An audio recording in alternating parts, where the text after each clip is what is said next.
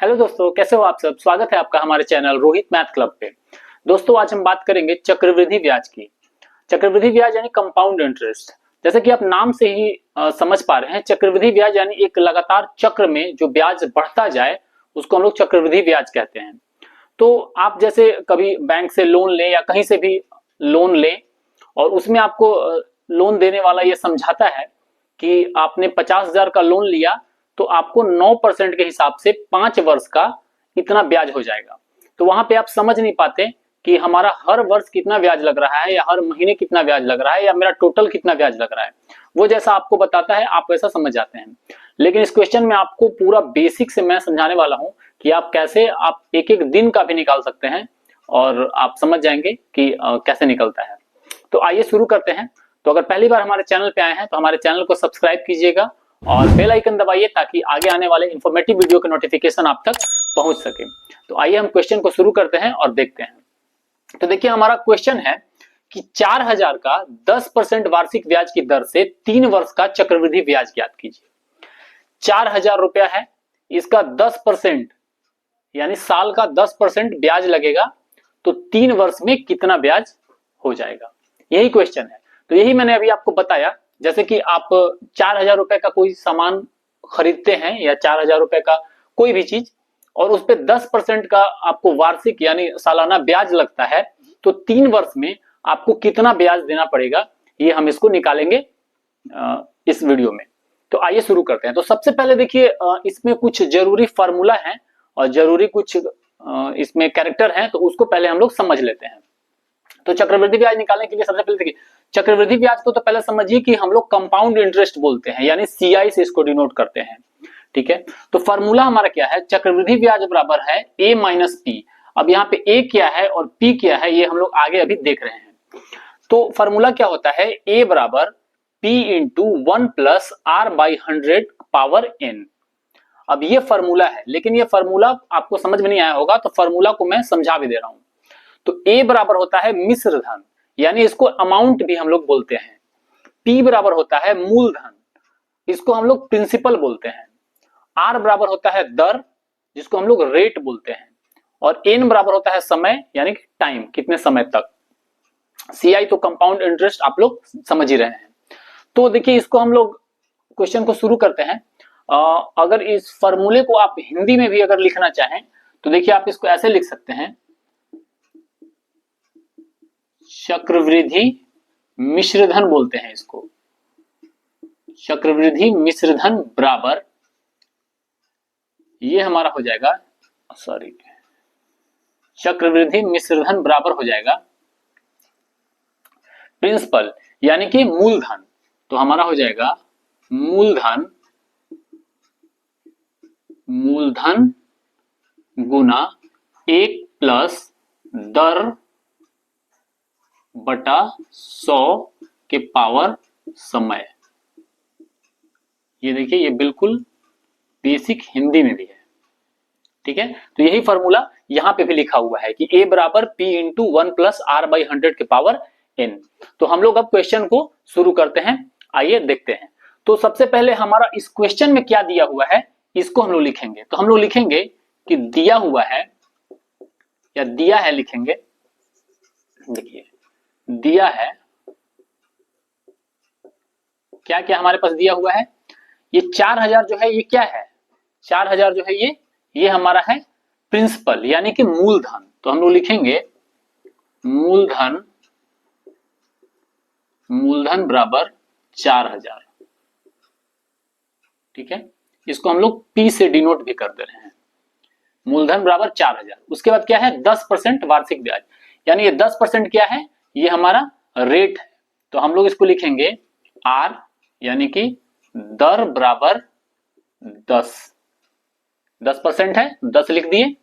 उसके बाद क्या दिया हुआ है 3 वर्ष निकालना है तो यानी कि हमारा समय दिया हुआ है।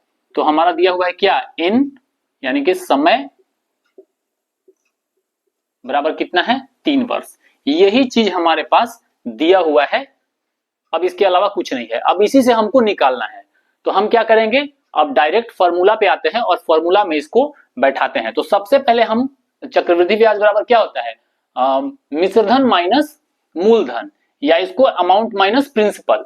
तो हमारे पास प्रिंसिपल तो है, जो स्टार्टिंग में दिया हुआ है ये प्रिंसिपल है, तो प्रिंसिपल तो हमारे पास है, लेकिन हमारे पास अमाउंट यानी कि मिश्रधन नहीं है। तो मिश्रधन निकालने के लिए ये फॉर्मूला है, ठीक है। तो ये फॉर्मूला का हम लोग यूज करेंगे और यहाँ पे हम इसको पुट करेंगे। तो फॉर्मूला हमारा क्या है, a बराबर p into 1 plus r by 100 के पावर n, ये फॉर्मूला है, इसको पुट करेंगे। तो a बराबर हमको निकालना है, तो p हमारा कितना दिया हुआ है 4000, तो ये हमारा हो गया 4000 ब्रैकेट में 1 प्लस, अब r कितना दिया हुआ है, r देखिए 10 दिया हुआ है, तो लिखेंगे 10 बटा में 100 तो रहेगा ही, और n समय कितना है 3 वर्ष, तो यहां लिख देंगे 3। अब देखिए फार्मूला पे हमने इसको पुट कर दिया, अब इसको सॉल्व करते हैं। तो इसमें हम क्या करेंगे, सबसे पहले ब्रैकेट वाले को सॉल्व करेंगे, तो ये हो जाएगा 4000 और ब्रैकेट में क्या हो गया, ब्रैकेट में देखिए ये आप दो तरीका इसका आप यूज कर सकते हैं, या तो इसको एलसीएम लेकर सॉल्व कर दीजिए, इसको एलसीएम लेकर सॉल्व कर दीजिए, या फिर इसको आप यहां से काट के छोटा कर लीजिए। तो हम क्या करते हैं, काट के छोटा कर लेते हैं, तो हमारा हो जाएगा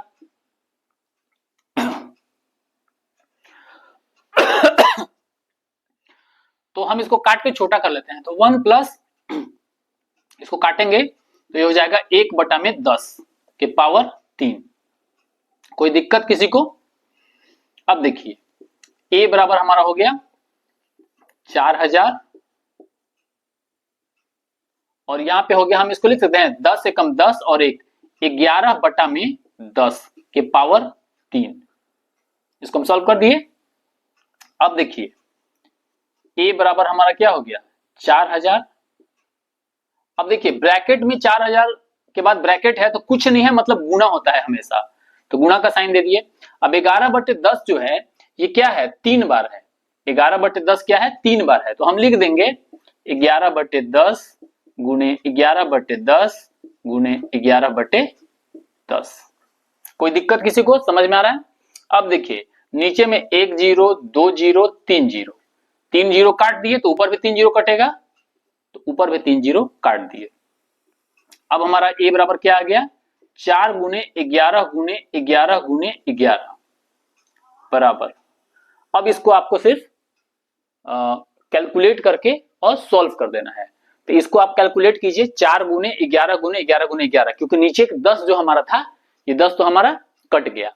तो जब आप इसको कैलकुलेट कीजिएगा, आप अपने से कर लीजिए, मैं डायरेक्ट लिख देता हूं क्योंकि मैंने कैलकुलेशन कर लिया है, तो हो जाएगा आपका 5324। आप कैलकुलेट करके देख लीजिएगा, यही आएगा 5324। तो ये हमारा क्या आया 5324 आया हमारा मिश्रधन, यानी कि आया ए, इसको हम लोग मिश्रधन लिखते हैं। मिश्रधन ये कितना आ गया 5324। हमारे पास एक और चीज मिल गया मिश्रधन भी। अब हमको निकालना है सीआई यानी चक्रवृद्धि ब्याज। तो सीआई बराबर होता है कंपाउंड इंटरेस्ट बराबर होता है A minus P, amount minus principal. तो यहां हो जाएगा अमाउंट कितना दिया हुआ है 5324 जो हमारा भी आया माइनस 4000, और बराबर में करेंगे तो जब इसको माइनस कीजिएगा तो आ जाएगा ये 1324 रुपया, और यही हो जाएगा हमारा आंसर। अब देखिए समझिए 4000 का 10% वार्षिक ब्याज की दर से 3 वर्ष का चक्रवृद्धि ब्याज होगा, यानी कि अगर आप 4000 रुपया बैंक से लोन लेते हैं 10% वार्षिक ब्याज की दर से, 10% ईयरली रेट से, 10% रेट से, और 3 वर्ष बाद चुकाइएगा तो आपको ये 4000 और प्लस 1324 यानी कि 5324 रुपया आपको चुकाना पड़ेगा। ठीक है, तो 1324 हमारा हो गया 3 वर्ष का चक्रवृद्धि ब्याज। तो उम्मीद करता हूं आपको ये वीडियो पूरा समझ में आया होगा और अच्छे से समझ में आया होगा। तो चैनल को सब्सक्राइब कीजिए, हम आगे और भी इंफॉर्मेटिव वीडियो अपने चैनल पे लाते रहते हैं। आप वीडियो देखिए, हम मिलते हैं अगले वीडियो में अगले टॉपिक के साथ। तब तक थैंक यू।